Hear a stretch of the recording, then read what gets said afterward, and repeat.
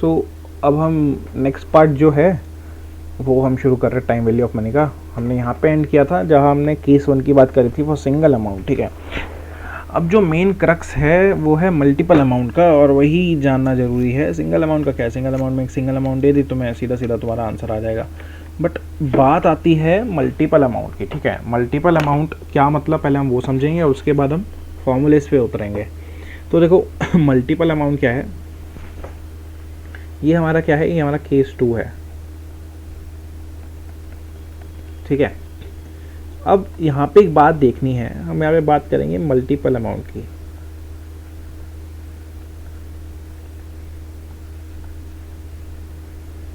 Multiple amount मतलब देखो, अभी हमने यहाँ पे, आपने अभी तक यहाँ पे क्या बात करी कि आपने आज 10,000 रुपये का लोन दिया, उस पर आपने 2% इंटरेस्ट चार्ज किया फॉर 5 ईयर्स, यही बात करी।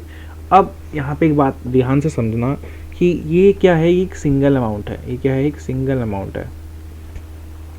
बट ऐसा भी तो हो सकता है कि आपने बैंक से लोन लिया हो 1,00,000 रुपए का, और बैंक को बोला हो कि इसकी EMI बना दो, ठीक है, बाइक लोन हो सकता है। तो यहाँ पे क्या होगा, आपने सपोज करो 5 EMI बनवा ली, तो हर एक EMI ऑफ 20,000, ये क्या है, 20,000 20,000 20,000 20,000 20,000, 5 EMI होगी, 5 5 तो 10, 1,00,000 हो गया। तो ये क्या है, ये वेरियस मल्टीपल अमाउंट्स है, ठीक है।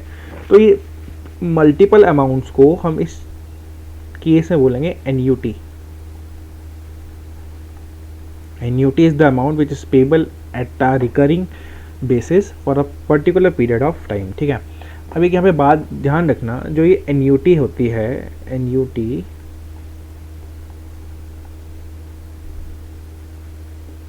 ये 2 तरह की होती है। या तो ये हो सकती है ऑर्डिनरी, या ये होगी एन्यूटी ड्यू। क्या मतलब है,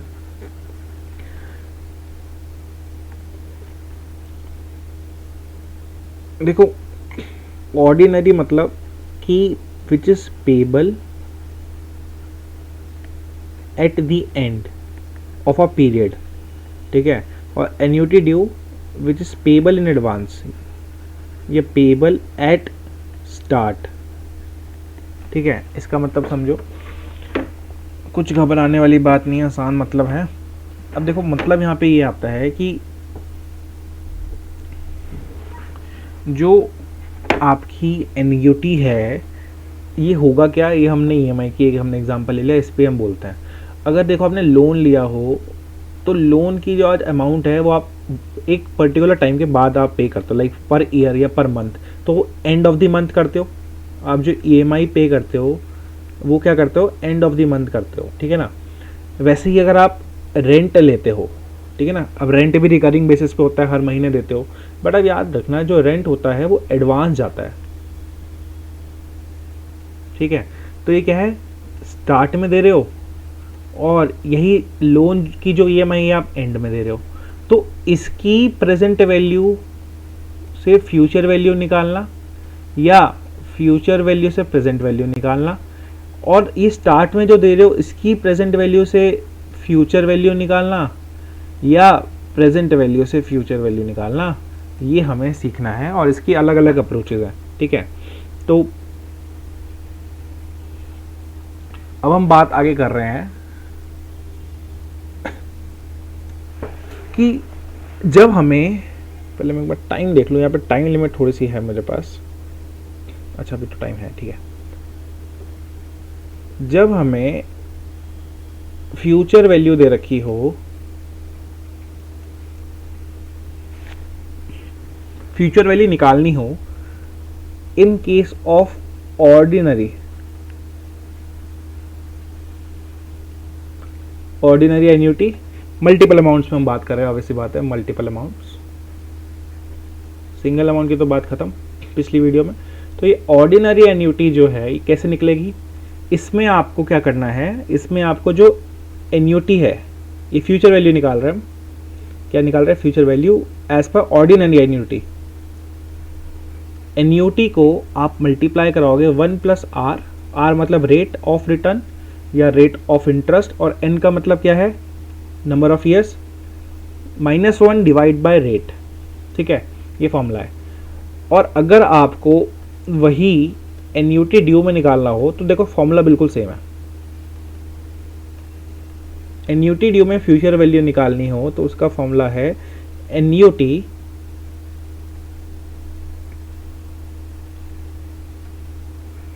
इंटू 1 प्लस आर -1 इसकी power n divide by R into 1 plus R. तो आपने से 1 प्लस आर जोड़ दिया यहाँ पे और सब कुछ सेम है, ठीक है। ये जो वीडियो है ये आप देख रहे हैं विशु अरोड़ा चैनल पे, ठीक है। तो ये हो गया। अब यहाँ पे ये तो बात हो गई फ्यूचर की। अब हमें अगर प्रेजेंट की निकालनी हो, प्रेजेंट की वैल्यू निकालनी हो फ्यूचर से और एन्यूटी दे रख, एन्यूटी केस हो, तो प्रेजेंट वैल्यू कैसे निकलेगी वो हम देख लेते हैं। अगर हम बात करें ऑर्डिनरी की तो फॉर्मूला है प्रेजेंट वैल्यू अगर निकालनी हो तो हमें क्या करना है, एन्यूटी, ये मैं ऑर्डिनरी बता रहा हूँ, divide by rate into 1 - 1 upon 1 plus R upon N. और वही अगर मुझे यही चीज निकालनी हो किसमें, एन्यूटी ड्यू में, तो उसका फॉर्मूला होगा PVN is equal to annuity upon R into 1 - 1 upon 1 plus R N. कुछ नहीं, बिल्कुल सेम, बस हमें क्या करना है, जैसे हमने ऊपर किया था 1 प्लस आर और प्लस कर देना है, तो आपकी ये एन्यूटी ड्यू भी निकल जाएगी, ठीक है। तो वो एक बार, ठीक है।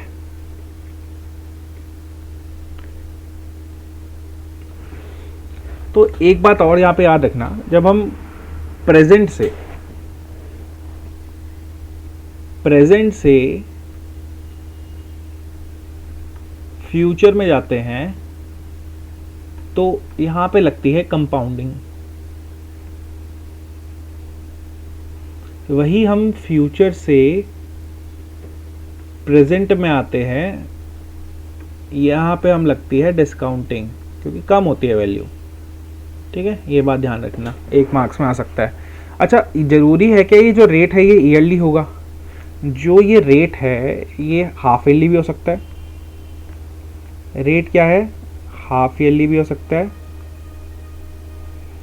क्वार्टरली भी हो सकता है और मंथली भी हो सकता है। तो अगर ऐसा आ जाए कि मंथली रेट पे कर रहे हैं, हाफ ईयरली पे कर रहे हैं, तो कुछ नहीं करना, बहुत इजी है। इसमें आपको क्या करना है, अगर हाफ ईयरली दे रखा हो तो जो फॉर्मूला है, फॉर्मूले में क्या करना है आपको, divide r by 2 and multiply n by 2, ठीक है। वैसे ही क्वार्टरली अगर गिवन हो तो divide r by 3 and multiply n by 3।